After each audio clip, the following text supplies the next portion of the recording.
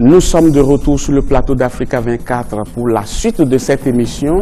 Et à cette étape, on reçoit un candidat et que ce candidat soit reçu, bien entendu, avec Thierry Ngongan. Bonsoir Thierry. Merci Babila Salam. Nous sommes avec l'un des 33 candidats. Il s'agit de M. Pascal Irénée Koupaki. Il se présente comme un ancien fonctionnaire international. C'est un ancien Premier ministre du Bénin. Et il souhaite être le mécano en chef de la maison Bénin. Bienvenue M. Koupaki. Bonsoir. Alors j'ai une première question pour vous. Vous parlez dans votre programme d'institutionnaliser la conférence nationale des forces vives dans le cadre d'une réforme constitutionnelle pour en faire plutôt une occasion solennelle de dialogue. Parce que je comprends bien ce que vous voulez dire. On va revenir un peu à la conférence nationale des années 90 au Bénin? Non, pas exactement cela. Nous avons connu une expérience formidable en 1990 où notre pays a connu un certain nombre de crises, crise économique, crise sociale et crise politique.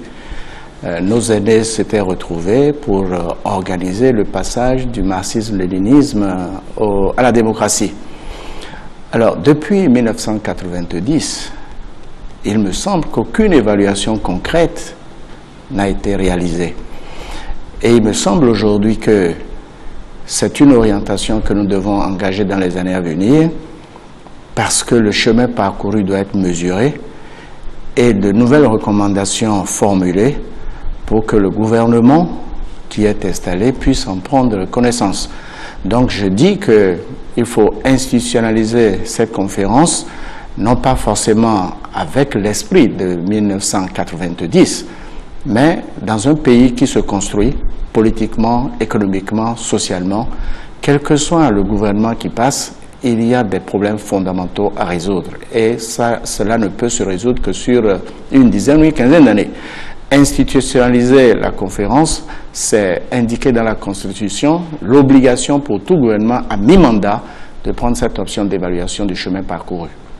Monsieur Koupaki, il y a 33 candidats en lice et il y a de grands absents. Et ces absents, c'est surtout les partis politiques traditionnels. On se demande qu'est-ce qui s'est passé concrètement. Est-ce un acte qui voit la fin du système partisan au Bénin? Pas peut-être la fin du système partisan, mais disons que le système partisan actuellement en vigueur est sclérosé. Lorsque aucun parti politique n'arrive à présenter un candidat à une élection présidentielle, cela veut tout simplement dire que le rôle du parti politique doit être revu. J'ai vu comment le système partisan a fonctionné au Bénin et ma conclusion, c'est qu'il faut le repenser. 250 partis politiques, c'est un peu excessif, ce qui pose le problème de financement des activités politiques au Bénin. Et on le voit bien au cours de cette campagne présidentielle. Il y a une focalisation des ressources en un endroit et les autres candidats n'en ont pas. L'État n'intervient pas. Évidemment, l'État ne peut pas intervenir dans un désordre de cette nature.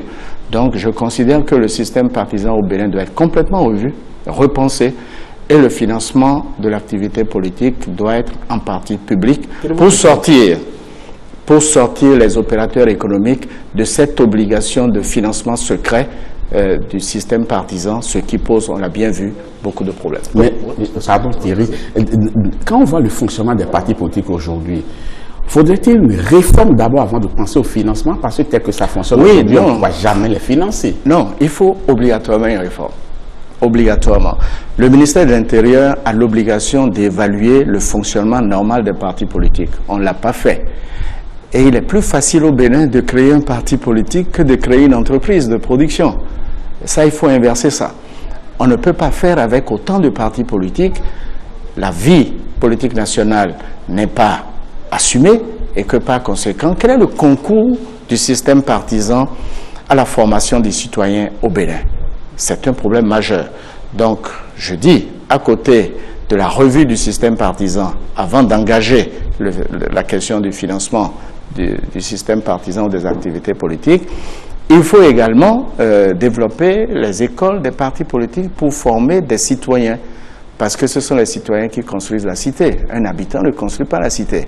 Il faut arriver à transformer l'habitant en citoyen pour que le citoyen puisse prendre en charge le développement de son pays. Mais comment vous allez reformer ces partis politiques? Par courant idéologique? Ça se passe comment concrètement?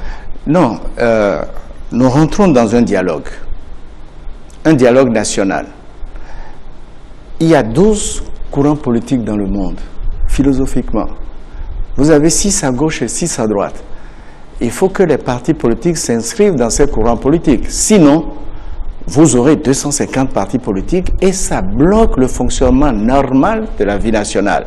Donc je dis ceci, on ne peut pas faire avec autant de partis politiques, il faut pouvoir le réorganiser et c'est dans un dialogue.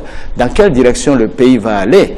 Non, chaque parti politique a certainement des idées sur la question.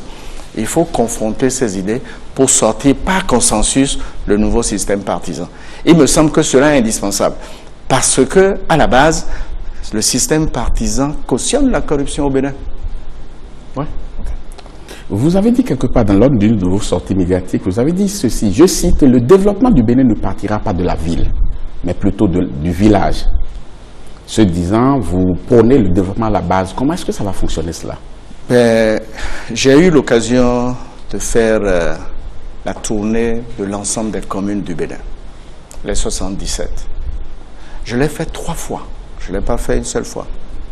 J'ai écouté les populations, je perçois mieux leurs aspirations et je dis que nous avons des lois sur la décentralisation et la déconcentration.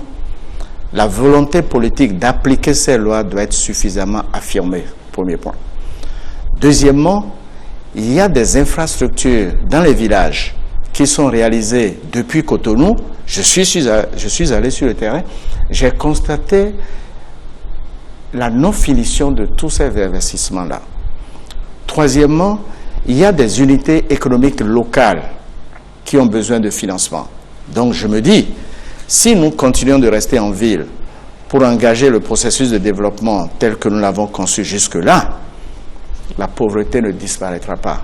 Par conséquent, il y a des compétences dans les localités qui peuvent être exploitées pour engager le développement à la base. Bien entendu, toutes les compétences ne sont pas disponibles dans les contrées, mais le rôle de l'État est d'apporter une assistance conseil à ces populations pour que se réalise enfin l'autonomie économique des villages. Passons un peu au niveau de la santé. Vous comptez doter chaque commune d'un pacte territoire de santé entre la mairie donc et la direction départementale de la santé. Qu'est-ce que cela veut dire exactement? C'est la vitalisation du territoire national. Cela veut dire, vous ne pouvez pas tout gérer de la capitale politique et de la capitale économique. C'est impossible. Il y a une dispersion de ressources sur le long du trajet. Donc, la loi sur la décentralisation prévoit que certaines questions de santé soient prises en charge par les communes. Mais ça ne se fait pas. Donc, je dis, il faut, sur certaines questions, déléguer des compétences aux communes, avec des compétences en ressources humaines, déléguer aussi le transfert des ressources, mais dans le même temps, il faut absolument que ces compétences nationales soient transférées vers là-bas. Cela veut dire que le développement à la base prend toute son importance et donc certaines questions majeures qui concernent l'éducation, la santé, la réflexion des pistes rurales, ces questions doivent être traitées non pas par le centre du pouvoir, mais par la périphérie, c'est-à-dire les communes. Les dispositions législatives sont là pour faciliter cela. Et la responsabilité, la volonté politique doit être affirmée à ce sujet. Je suis allé dans certains centres hospitaliers, dans nos contrées. Il n'y a pas de médecin, il n'y a pas de sage-femme, il n'y a pas d'infirmier, il n'y a pas d'équipement, mais les bâtiments sont là. Si la décision devait être prise au niveau local, on aurait réglé ces problèmes-là. Mais on attend tout du pouvoir central qui a autre chose à faire que de s'occuper tous les jours des populations à la base. C'est pour cela que je dis que pour renforcer l'administration du développement à la base, il faut transférer certaines compétences administratives. La direction du budget ne peut pas être à Cotonou. Si elle est à Cotonou, elle centralise ce qui se passe dans les départements. Donc, nous, on envisage une direction départementale du budget, une direction départementale des marchés publics, une direction départementale du contrôle financier, etc. Nous voulons rapprocher l'administration des administrés pour leur permettre de prendre en charge réellement le développement à la base. Et ceci concerne tous les secteurs. Évidemment, les grandes infrastructures du pays continueront d'être dirigées ou mises en œuvre par le pouvoir central, parce que les communes n'ont pas forcément toutes les ressources pour le faire.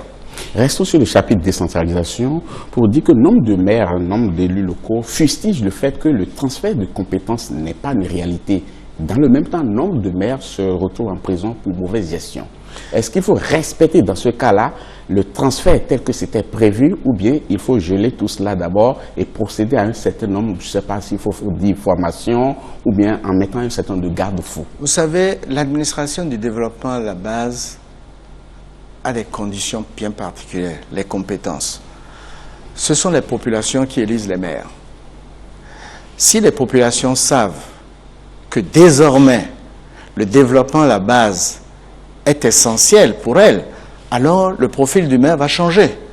Mais c'est lorsqu'on donne le sentiment que tout doit être gouverné depuis Cotonou ou Porto-Novo que les populations ne perçoivent pas la nécessité de choisir des maires de qualité.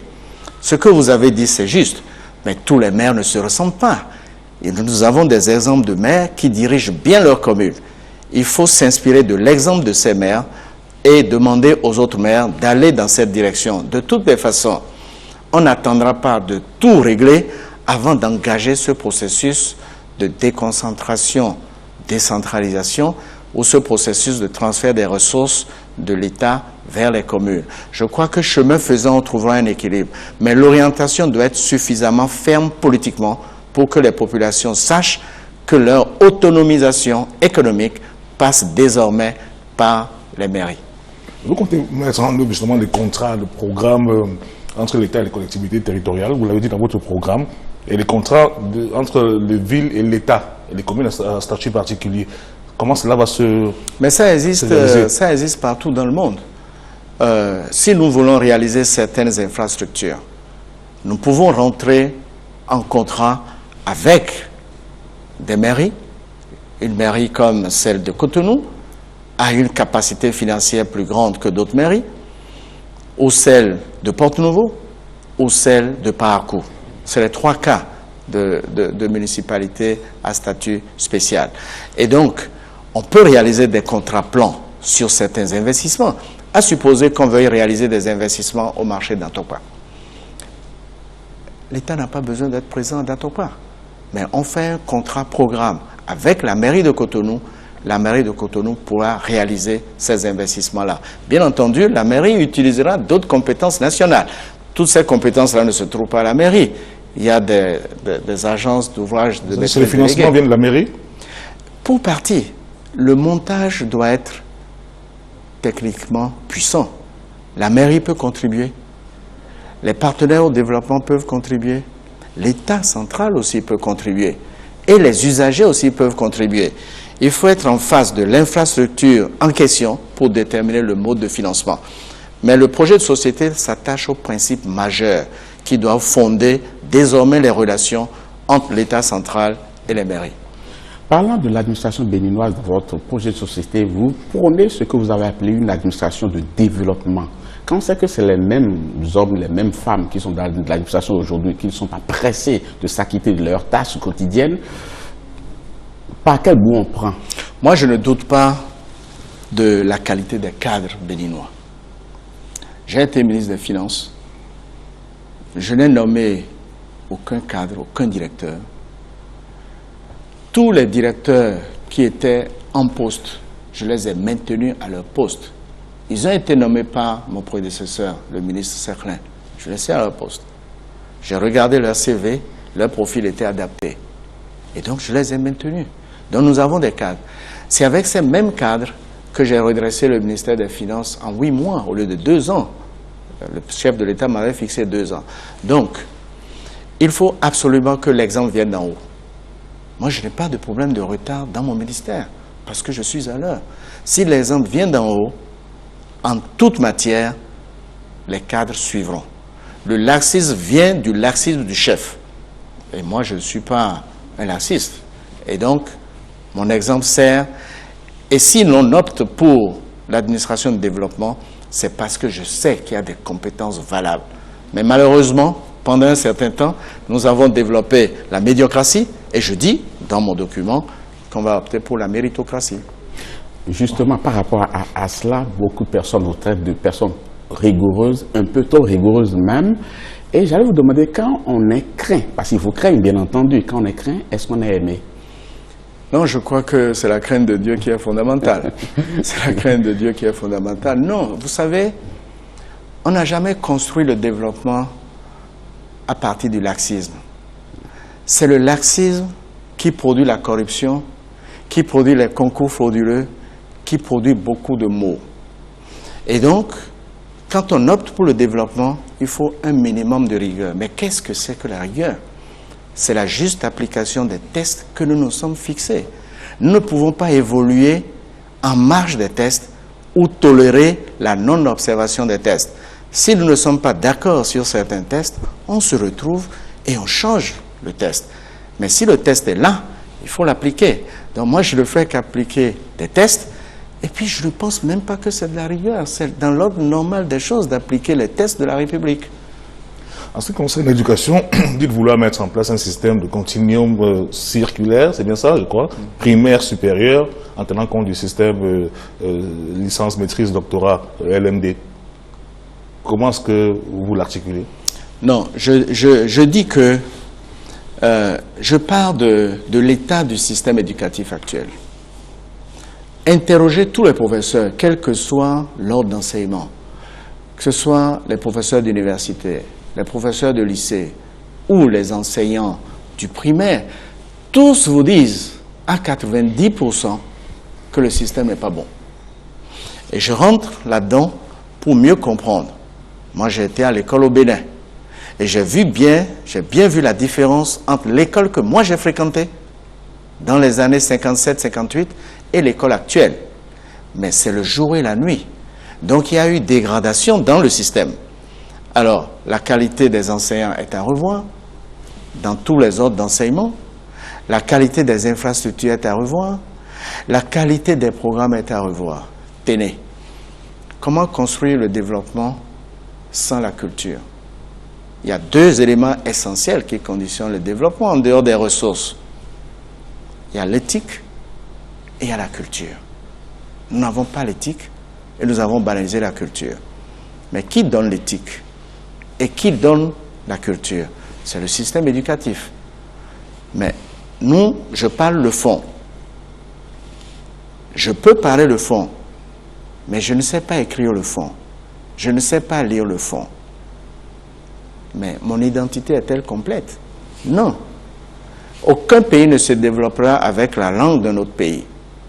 Parce que nous avons des savoirs endogènes chez nous que nous ignorons, alors que ces savoirs endogènes peuvent servir de tremplin à notre développement. Vous allez substituer le fond au français, à terme?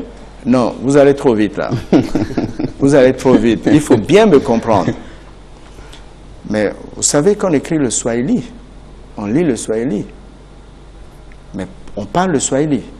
Et pourtant, on ne néglige pas l'anglais, on ne néglige pas les langues internationales. L'identité d'un peuple est fondamentale. Dans l'identité d'un peuple, il y a sa langue. Et les savoirs endogènes ne peuvent pas être développés sans la langue locale. Donc je dis qu'on ne parle pas d'alphabétisation. Et moi, j'ai commencé à lire le fond et à écrire le fond. Je considère que je fais partie du Bénin apprenant. Prenez tout le système éducatif et vous allez comprendre qu'il manque un ressort fondamental qui est la culture de base. Il faut l'enseigner, absolument l'enseigner. Donc, nous allons revoir progressivement le système. Il ne s'agit pas de se couper du monde, non. La science est mondiale, la technologie est mondiale, mais notre propre culture a besoin d'être valorisée et il nous faut une industrie culturelle. Puisqu'on parle d'éducation, ça fait très longtemps que les syndicats de l'enseignement décrivent le programme qui est enseigné dans nos écoles aujourd'hui, ce qu'on appelait, entre griffes, le nouveau programme. Pour certains, il faut complètement tout arrêter et reprendre l'ancien système. Pour d'autres, il faut toiletter ce nouveau programme qui est en vigueur aujourd'hui. Qu'est-ce que vous préconisez? Bien, moi, je ne préconise pas quelque chose à partir du néant. J'ai parlé avec les acteurs. C'est vrai ce que vous dites. Certains acteurs disent il faut mettre une croix là-dessus Et quand vous regardez les raisons pour lesquelles il faut mettre une croix, ces raisons sont justes. Mais est-ce qu'on peut recommencer tout à zéro? Non, c'est là où il faut le génie béninois. Avec l'évaluation qu'on fera de ce système, les enseignants savent exactement ce qu'il faut faire. C'est parce qu'on ne les a pas écoutés. Et souvent, on est omnibulé par les questions matérielles et on laisse les questions pédagogiques à côté.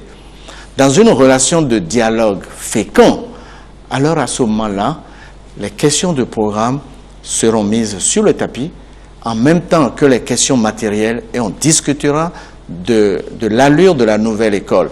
Et je dis à certains enseignants, après les avoir écoutés, qu'en réalité, vous dites que l'école qui est chez nous n'est pas notre école. Donc, il faut refonder l'école béninoise. Il y a un problème au Bénin en termes de dépendance énergétique. Vous ne pouvez pas développer votre pays si vous ne maîtrisez pas justement l'énergie. Quel est votre plan là-dedans? Dans le projet de société, il y a un axe important, c'est le développement des infrastructures. Les infrastructures économiques. Dans les infrastructures économiques, vous avez effectivement la question de l'énergie électrique. Je rappelle qu'il y a un document de politique qui date de 2008, si ma mémoire est bonne, la stratégie de développement de l'énergie électrique au Bénin. Ce document, malheureusement, n'a pas été exploité à bon escient. Donc, les problèmes énergétiques demeurent, et vous avez raison, c'est une condition essentielle de développement. Il y a des initiatives en cours par le gouvernement qui est en place, mais je compléterai ces initiatives par l'énergie marine, qui est une autre option technologique, utiliser la force des vagues, la puissance des vagues pour produire l'énergie électrique. C'est déjà disponible, ou c'est en cours, dans 2 pays africains. Nous nous sommes renseignés et nous pensons que nous avons 125 km de côte. Nous pouvons exploiter notre côte pour la production de l'énergie électrique, l'énergie marine. Et ça coûte moins cher. Ça coûte moins de 70 francs dans les conditions économiques actuelles. Alors que l'énergie électrique, le kilowattheure, coûte actuellement jusqu'à 280 francs CFA le kilowatt. Donc c'est une option d'avenir pour renforcer les autres options de l'énergie éolienne et l'énergie thermique. Monsieur Irénée Koupaki, il nous reste exactement 3 minutes d'émission. On va évoquer quelques questions d'actualité. D'abord, quel regard portez-vous sur le processus électoral en cours? Ben, c'est une question de conscience. Je considère que les acteurs qui ont en charge du processus n'ont pas fait leur travail comme il se doit. Je ne dis pas tous les acteurs, mais certains acteurs. Parce que c'est inadmissible qu'à l'avant-veille d'une élection aussi importante, tous les citoyens béninois n'ont pas encore reçu leur carte. J'espère bien que le gouvernement et les structures en charge des élections feront l'effort nécessaire pour que les populations béninoises puissent exprimer leur droit de vote. C'est important dans une société qui se veut démocratique. Monsieur Koupaki, soyons plus précis, c'est qu'on est à quelques jours de l'élection, il y a certains départements entiers où on n'a même pas commencé par distribuer les cartes d'électeurs. C'est clair qu'on n'y arrivera pas. Mais quelle solution préconisez-vous par rapport à non, je ne peux pas dire qu'on n'y arrivera pas, puisque je crois savoir que ces cartes arrivent et que la journée de demain, vendredi, est une journée chômée, fériée et payée, pour permettre aux citoyens de retirer leurs cartes. Encore faudrait-il qu'on commence par les distribuer. Je parle de ces départements, du Mono et du Koufo. Je crois savoir que ces cartes vont arriver. Est-ce que l'information est juste? Je ne sais pas, mais j'ai eu l'information. Monsieur Koupaki, lorsque j'ai parcouru le Bénin, je l'ai fait du nord au sud, j'ai vu qu'il y avait une grosse campagne d'affichage. Il y a beaucoup de moyens qui ont été mis dans cette campagne par les différents candidats. Vous-même, vous avez fait une très grosse campagne d'affichage. Donc vous avez dépensé beaucoup d'argent. On estime qu'il y a beaucoup d'argent qui circule et que même le personnel, les électeurs, lors des meetings, par exemple, ça devient du bétail électoral, on paye pour venir assister. Je n'ai jamais fait ça. Je ne vous ai pas accusé. Ah je demande si je veux qu'on soit clair. Oui, non. Je demande si vous avez mis beaucoup d'argent et qu'est-ce que vous pensez du fait qu'il y ait beaucoup d'argent qui circule dans la campagne? Non, écoutez, j'ai dit tout à l'heure que, je ne l'ai pas bien dit, la corruption au Bénin vient du processus électoral, de cet argent qui est distribué à travers. Mais les populations ne savent pas que ce sont elles qui vont payer cela après. Parce que ça se répercutera sur la compétitivité de l'économie béninoise, sur la croissance et le développement. Par conséquent, il faut être raisonnable. Nous, on a été raisonnable et je l'ai dit il y a 2 jours. Notre budget de campagne fait 2,5 milliards seulement. Mais nous avons beaucoup anticipé. Parce que si vous attendez la dernière minute, les choses coûtent cher. Écoutez, la campagne d'affichage, nous l'avons conçue depuis 6 mois. On n'a fait que mettre cela en œuvre à des coûts réduits. Monsieur le Premier ministre, je voudrais que vous regardiez quand même cette caméra. À travers elle, il y a tous ces électeurs qui iront voter dimanche prochain. Et dites-leur pourquoi c'est pour vous qui devrez voter et non pour un de vos adversaires. Ben, écoutez, j'ai été au contact des affaires publiques. J'ai acquis une expérience qui ne s'achète pas au marché, qui ne se donne pas. J'ai appris à connaître l'administration. J'ai appris à connaître les hommes politiques. J'ai appris à connaître les besoins des populations. J'ai voyagé dans le Bénin profond et j'ai parlé avec ces populations et j'en ai tiré comme conclusion que je peux me mettre au service du pays. Le pouvoir pour le pouvoir, je ne le conçois pas. Mais le pouvoir pour le service, je le conçois. Donc je suis en mesure de servir le peuple béninois à partir de l'expérience que j'ai vécue. Et donc, je leur propose de bâtir ensemble le Bénin nouveau, ce Bénin apprenant, entreprenant, innovant, pour améliorer le bien-être de chaque Béninois. C'est pour cela que je me suis posé en mécano en chef du garage Bénin pour améliorer le sort des populations. En tout cas, merci beaucoup, monsieur Pascal Irénée-Koupaki. Ce sera tout pour cette émission. Merci beaucoup d'avoir été des nôtres dans cette émission. Le message, il est entendu. Sera-t-il suivi des faits? On verra tout cela le soir du 6 mars prochain. Thierry, merci. Merci, Babila. On va souhaiter bonne chance au candidat, le mécano en chef du garage. Merci beaucoup. Merci bien. Thierry, je vous laisserai sur ce plateau tout à l'heure. Vous allez recevoir les experts pour débriefer les 90 minutes d'émission qu'on a suivies ensemble. Exactement. Vous allez faire le portrait d'un candidat aujourd'hui? Sébastien Diabon. Très bien. Restez en compagnie des programmes d'Africa 24. Vous avez compris, c'est ici que ça se passe et vous ne raterez rien dès que vous êtes sur Africa 24. Merci beaucoup d'avoir suivi cette émission. Je vous laisse en compagnie des programmes d'Africa 24. À très bientôt.